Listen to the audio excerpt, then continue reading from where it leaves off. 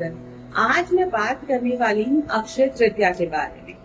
अक्षय तृतीया पर किया गया कोई भी कार्य हमें हमेशा ही अक्षय फल देता है, यानी कि कभी ना नष्ट होने वाले, कभी ना खत्म होने वाले फलों की हमें प्राप्ति होती है। इस दिन आपको क्या करना चाहिए, सबसे पहले हम इस बारे में बात करेंगे। देखिए, हमारे शास्त्रों में लिखा है कि इस दिन हम जो भी कर्म करते हैं, मानसिक तौर पर करें या शारीरिक तौर पर करें, उसका फल हमें मिलना तय है। चाहे वो अच्छा फल करे, चाहे वो बुरा फल करे। तो इस दिन करना क्या है? सबसे पहले आप ब्रह्म मुहूर्त में उठिए। उठकर गंगा जल मिलाकर आप स्नान करिए। स्नान करने के बाद आप विष्णु सहस्त्र नाम का पाठ करिए।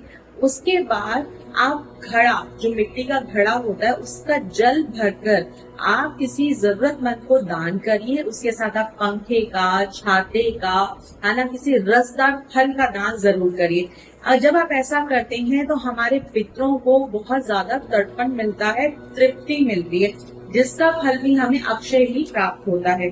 इस दिन सोना खरीदने का बहुत ज्यादा चलन है। अगर आप इस दिन सोना नहीं खरीद पाते हैं तो आप जौ खरीद सकते हैं। जौ यानी कि बार्ले, जौ को भी सोने के ही समान माना गया है। आप जौ खरीदिए। जौ लाकर विष्णु जी के चरणों पर अर्पित करिए। फिर उसे लाल कपड़े में लपेटकर अपनी तिजोरी या फिर धन रखने वाले स्थान पर रख दीजिए। आप देखेंगे आपको कभी भी धन संबंधित किसी भी समस्या का सामना नहीं करना पड़ेगा। अब बात करते हैं कि नहीं क्या करना, तो क्या नई चीजें आपको इस दिन करनी है। इस दिन आपको तामसिक भोजन नहीं ग्रहण करना है। तामसिकता में क्या आता है? प्याज, लहसुन, मांस, मदिरा का सेवन नहीं करना है। ये आपको आलस्य देता है, नींद आती है, आप निंदा रस लेते हैं, यानी कि निंदा करते हैं किसी की, ये आपको नहीं ग्रहण करना है। फिर उसके बाद आपको घर में कलह कलेश नहीं करना है। आप जितना भी कलेश करेंगे आपको वो ही अक्षय, यानी कि हमेशा कई गुना मिलकर वापस मिलेगा। घर में हमेशा ही कलह कलेश होता रहेगा।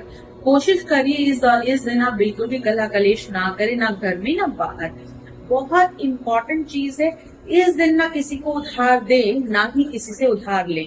इस दिन अगर आप उधार देंगे तो आप जीवन भर आप उधार देते ही रहेंगे। अगर उधार लेंगे तो हमेशा उधार मांगते ही रहेंगे। तो इनसे भी आप सावधान रहें। अब इस दिन करना क्या है? सबसे बेहतरीन और अचूक उपाय इस दिन का, अगर आप बहुत ज्यादा कर्ज से परेशान हैं तो आपको क्या करना है? इस दिन आप कनक धारा स्त्रोत्र का पाठ करिए और लक्ष्मी जी के सामने अक्षत यानी कि बिना टूटे साबुत चावल उन्हें अर्पित करिए। जब आप ऐसा करते हैं तो कर्जों से संबंधित जितनी समस्याएं आपकी चलती आ रही हैं वो इस दिन दूर होंगे और आपको इसका अक्षय फल प्राप्त होगा, यानी कि जीवन भर आपको पैसों की तंगी नहीं उठानी पड़ेगी।